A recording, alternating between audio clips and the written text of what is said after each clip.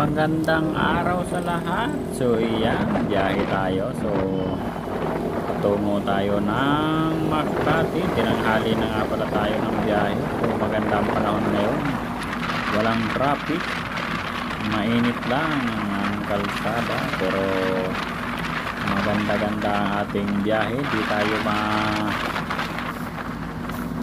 iipit sa mahabang traffic. Shout out sa lahat, sa mga nasa kalsada dyan. Magandang morning. Ingat tayo sa ating pagmamaneho, makipagsiksikan ng tama lang. Mag-iingat tayo sa mga bus na ganyan dahil delikado, hindi tayo makikita niyan. Shout out everyone. Samahan niyo ako sa aking biyahe. Let's go.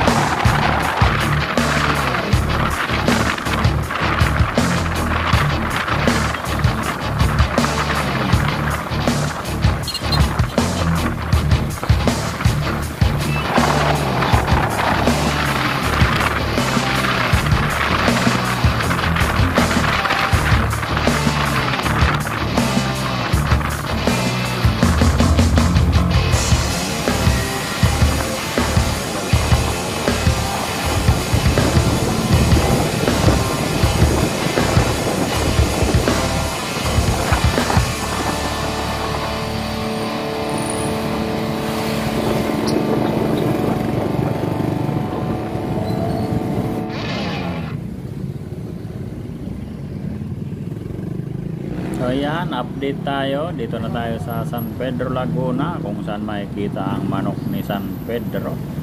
So tuloy pa rin ang ating biyahe. Sa mga nagtatanong nga pala kung ano yung aking motorsiklo na ginagamit, dahil ang ganda daw. Salamat sa mga nabighani sa aking mga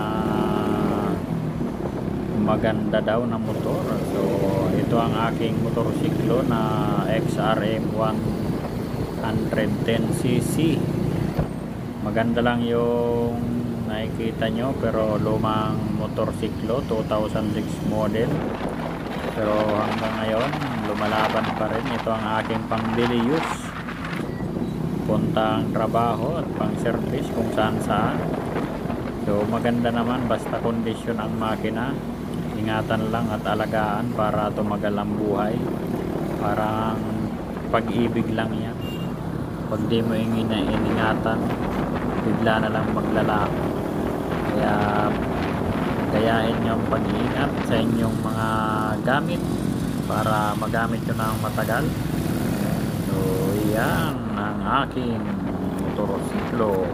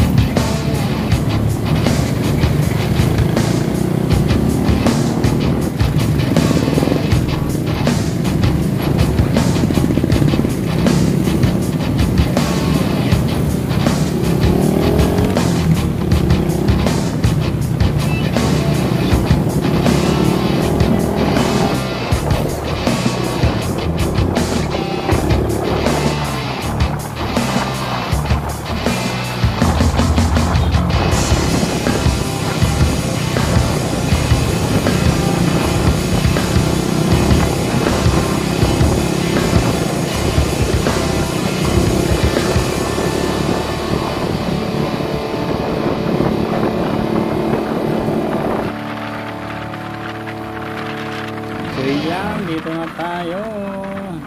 Ito nga pala ang aking tinatahak sa araw-araw at gabi. Sa araw at gabi, buti nga ngayon di natin naabutan ng traffic. Dahil napaka-traffic dito sa lugar na ito. So, ayan ang update natin. Dito na tayo sa papunta ng Sukat. Hindi ko Sukat akalain, dito na tayo. Tuloy-tuloy ang ating biyahe patungo ng Sukat, Parañaque. Puro service road lang ang dinadaanan natin dahil dito tayo pwede sa expressway. Dahil mababa ang sisi lang ang ating motorsiklo, baka tayo'y magsisi. So, yan na. Tuloy lang ang ligaya. Let's go!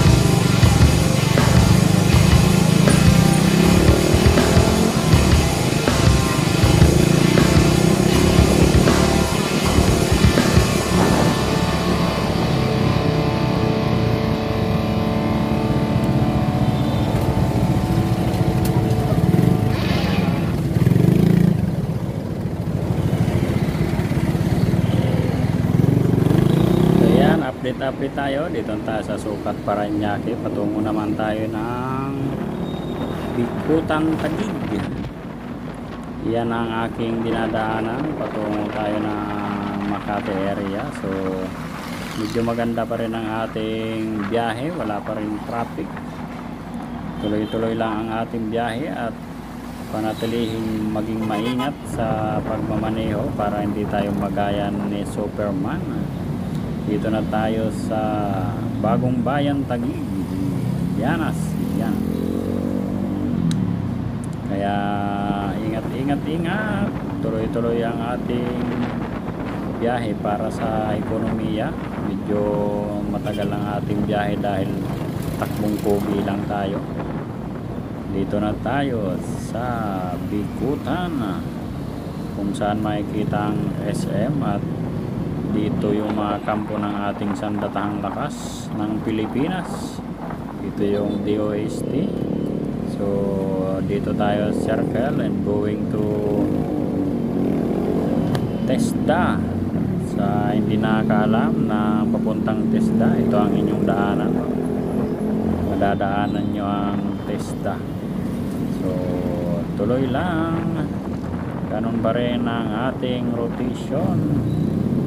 Good day everyone.